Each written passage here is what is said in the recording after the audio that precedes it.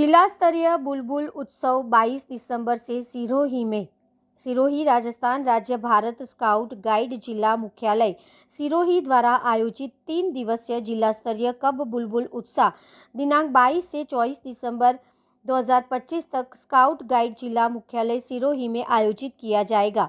CO रुकाउट MR Verma ने बताया कि इस जिला स्तरीय कब बुलबुल उत्सव में 10 वर्ष से कम उम्र के छात्रा छात्राएं सम्मिलित होंगे, जिनकी विभिन्न प्रकार की प्रतियोगिताएं आयोजित करवाई जाएगी और चतुर्थ चरण हीरक पंख का टेस्ट भी लिया जाएगा, जिसमें उत्तीर्ण होने वाले कब बुलबुल को राज्य स्तरीय प्रमाण पत्र मिलेगा। रिपोर्टर चौथमल सूर्योल।